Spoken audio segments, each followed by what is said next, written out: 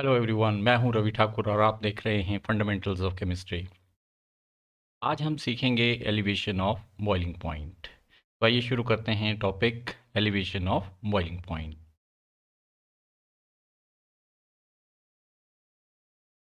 तो आइए एग्जांपल लेता हूं वाटर का। वाटर का बॉइलिंग पॉइंट है 100 डिग्री सेंटीग्रेड।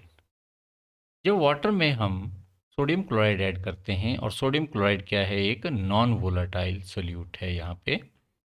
तो जब हम सोडियम क्लोराइड ऐड करके वाटर में ये सॉल्यूशन बनाया हमने, तब इस सॉल्यूशन का बॉइलिंग पॉइंट हो जाता है 104 डिग्री सेंटीग्रेड। Increases from 100। सो मान लेते हैं कितना हो गया, ये 104 डिग्री सेंटीग्रेड हो जाता है। सो नाउ ये जो इंक्रीज हुआ बॉइलिंग पॉइंट में, the increase in boiling point due to the addition of non volatile solute is called elevation in boiling point. इसका मैकेनिज्म क्या है, वाई इट इंक्रीजेज, वो बाद में देखते हैं। बट फर्स्ट ऑफ ऑल आप ये समझिए कि जब नॉन वोलाटाइल सोल्यूट हमने ऐड कर दिया किसी प्योर सॉल्वेंट में, तब सॉल्यूशन का बॉइलिंग पॉइंट इंक्रीज हो जाता है।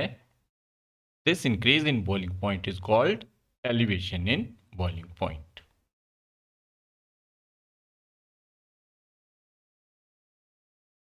आइए अब अंडरस्टैंड करते हैं हम कि कोई लिक्विड अपना बॉइलिंग पॉइंट कब अचीव करता है। इसके लिए हमें इस ग्राफ का हेल्प लेनी पड़ेगी। देखिए, ये ग्राफ है बिटवीन वेपर प्रेशर और टेम्परेचर के बीच में। तो जब हम किसी लिक्विड को हीट करते हैं तो वेपर्स की फॉर्मेशन होती है, लिक्विड वेपर्स में चेंज होता है। अब देखिए कि जब हम किसी लिक्विड को हीट करना स्टार्ट करते हैं तो वेपर्स भी इंक्रीज होते हैं। और एक सिचुएशन ऐसी आती है कि जब वेपर प्रेशर इंक्रीज होते हुए किसके बराबर बन जाता है, एटमॉस्फेरिक प्रेशर के बराबर बन जाता है। तो वो टेम्परेचर, द टेम्परेचर कौन से वाला, the temperature at which vapour pressure becomes equal to atmospheric pressure, उस टेम्परेचर को हम बोलते हैं बॉइलिंग पॉइंट। तो नॉन वोलाटाइल सोल्यूट के एडिशन से सॉल्यूशन का वेपर प्रेशर क्यों इंक्रीज होता है, आइए देखते हैं दूसरे फिगर से। देखिए, प्योर सॉल्वेंट के सरफेस पे यहाँ पे सारे वाटर मॉलिक्यूल्स हैं। ये सारे क्या हैं, वाटर मॉलिक्यूल्स हैं। लेकिन यहाँ पे जो रेड डॉट्स हैं वो ये बता रहे हैं कि यहाँ पर सोडियम और क्लोराइड आयंस भी सरफेस के ऊपर प्रेजेंट है। तो यहाँ से वेपर फॉर्मेशन जो होगी वाटर मॉलिक्यूल्स की, देखिए प्योर में ज़्यादा वेपर्स बनेंगे, ठीक है।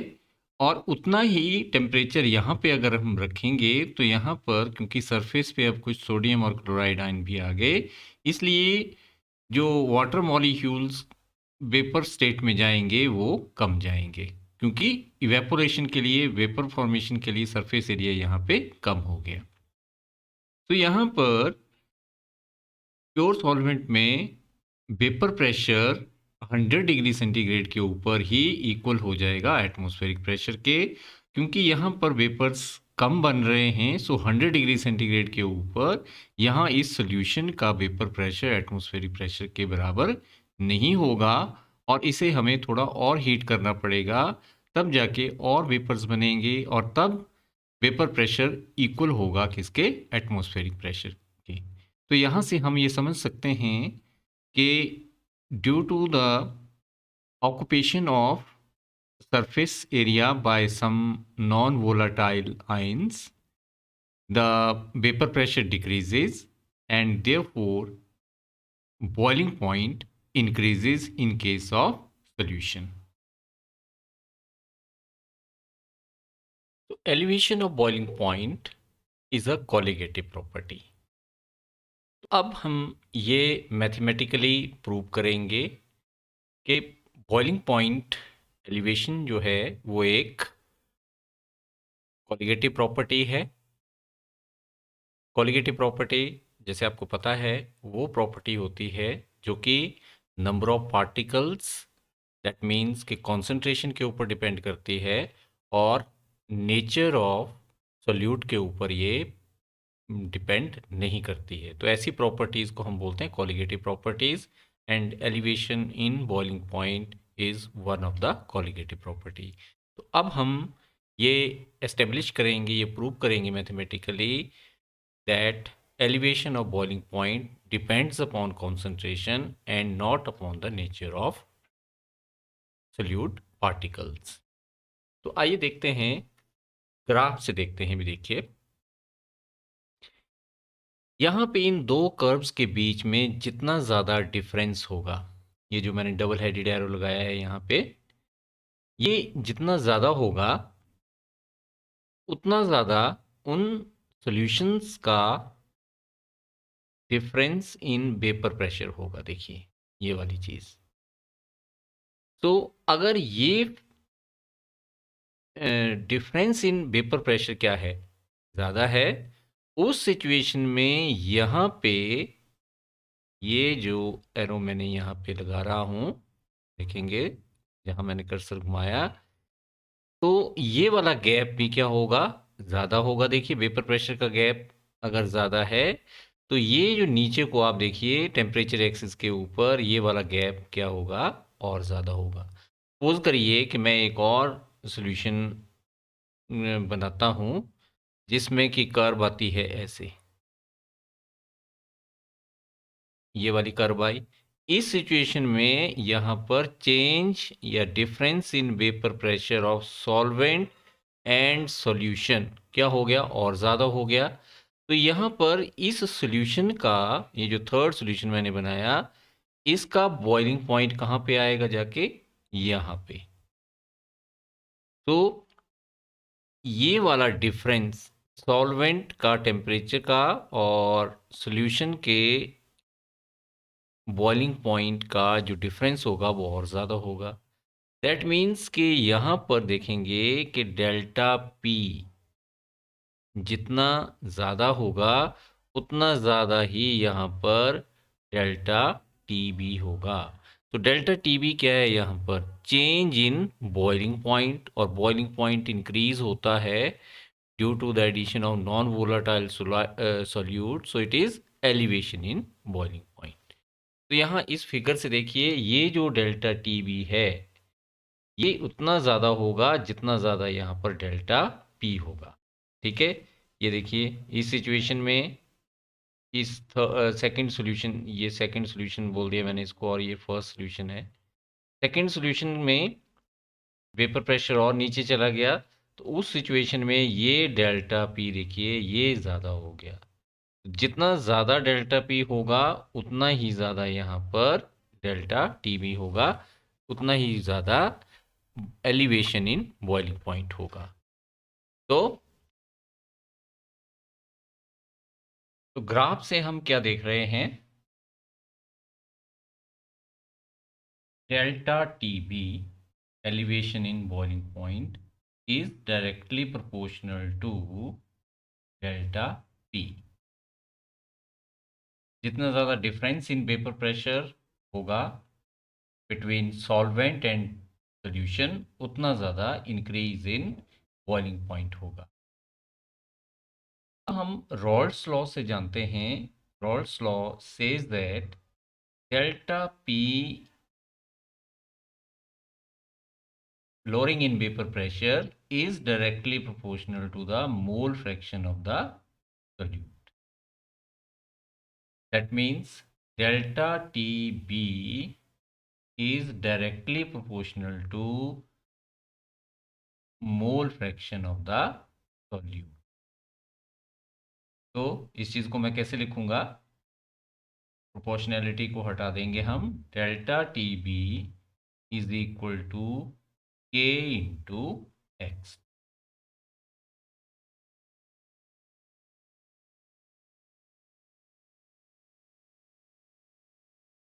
अगर N1 क्या है, number of moles of solvent है, और N2 क्या है, number of moles of solute है, तो उस सिचुएशन में X2 किसके बराबर बन जाता है? X2 बन जाएगा फिर N2 upon N1 plus N2।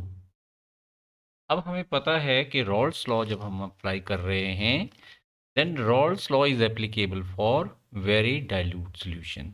Very dilute solution का मतलब है कि सॉल्वेंट की quantity will be very very larger than solute, या सोल्यूट बहुत कम मात्रा में होगा। इसका मतलब ये हुआ कि हम x2 को इक्वल टू करेंगे n2 अपॉन n1 के। क्यों? क्योंकि n1 की वैल्यू बहुत ज़्यादा है n2 के मुकाबले में, तो we will neglect n2 here in the denominator as compared to the higher value of number of moles of solvent। तो चलिए अब यही वैल्यू मैं ऊपर सब्स्टिट्यूट करूंगा। therefore डेल्टा टी बी किसके बराबर बन जाएगा? Now delta T B will become equal to K into N2 upon N1। यहाँ तक हम पहुँच गए। अब आगे देखते हैं। अब देखिए, अगर W1 क्या है, अमाउंट ऑफ सॉल्वेंट है, और M1 क्या है, मॉलिक्यूलर मास ऑफ सॉल्वेंट है, उस सिचुएशन में देखिए N1 किसके बराबर हो जाएगा?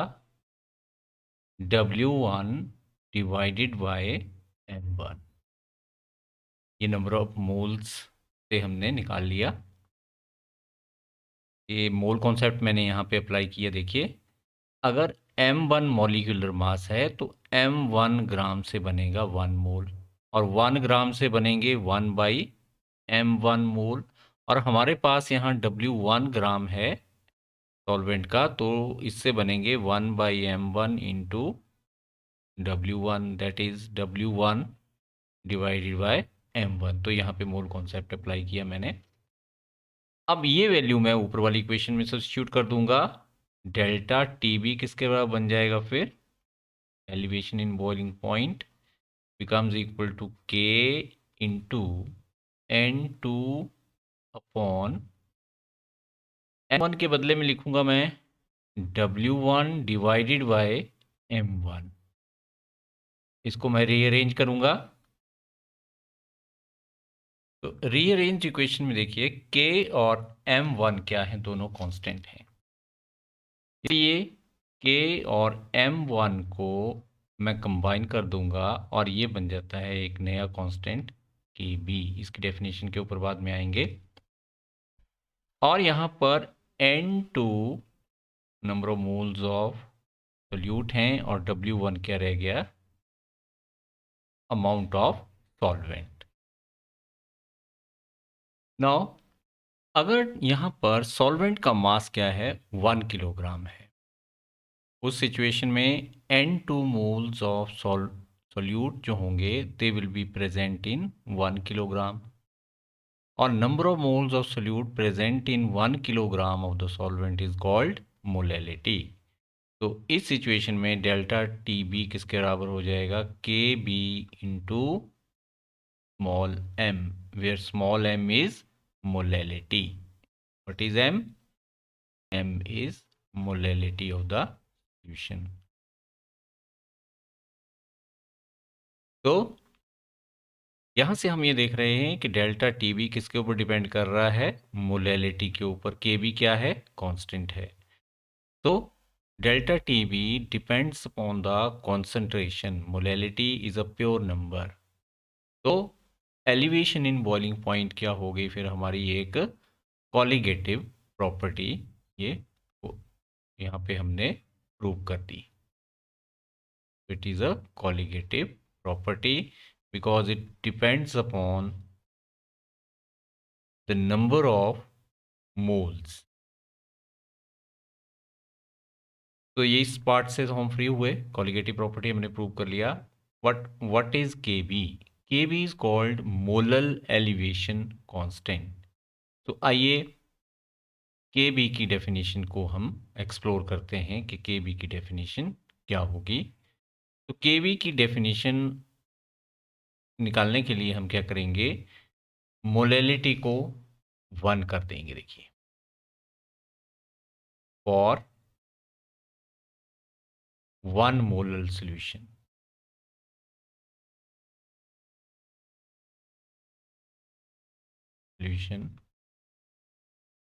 क्या सिचुएशन बनेगी हमारे पास, delta T B will be equal to K B into 1। So K B किसके इक्वल हुआ, delta T B K B हमें डिफाइन करना है, डेल्टा टी बी हमें पता है, तो इसका मतलब हम के बी को डिफाइन कर सकेंगे। Delta T B is elevation in boiling point. तो के बी क्या हुआ, K B is equal to elevation in boiling point when concentration of the solution is 1 molal. और सिंपली हम इसको ऐसे भी डिफाइन कर सकते हैं, the elevation in boiling point for a solution of 1 molal is called molal elevation constant. So it is the definition of molal elevation constant. तो देखिए, मॉलिक्यूलर मास निकालना है अगर हमने सॉल्यूट का, तो इक्वेशन 1 जो हमने ऊपर ड्राइव की उसमें हमने देखा कि डेल्टा टी बी किसके बराबर है, के बी इंटू N2/W1। तो अगर W2 क्या है, अमाउंट ऑफ सॉल्यूट है, और M2 क्या है, मॉलिक्यूलर मास ऑफ सॉल्यूट है, उस सिचुएशन में देखिए मोल कॉन्सेप्ट अप्लाई करूंगा मैं। M2 क्या है, मॉलिक्यूलर मास है, तो M2 मॉलिक्यूलर मास से M2 ग्राम से बनेगा 1 मोल। ठीक है, 1 ग्राम से बनेगा 1/M2 मोल्स। और अगर हमारे पास अमाउंट ऑफ सॉल्यूट कितना है, W2 है, सो W2 से कितने मोल्स बनेंगे, 1/M2 इंटू W2, तो W2/M2 मोल्स बनेंगे। ठीक है, तो यहाँ पर हमारे पास सॉल्यूट के कितने मोल्स हैं, N2। तो N2 किसके बराबर हुआ फिर, W2/M2 के। तो ये चीज़ मैंने यहाँ पे सब्स्टिट्यूट करी, delta T B is equal to K B into W2 divided by M2 divided by W1। इस इक्वेशन को रीअरेंज करते हैं, M2 को डिनोमिनेटर में ले आएंगे, देखते हैं डेल्टा टी बी किसके बराबर बन गया, ए बी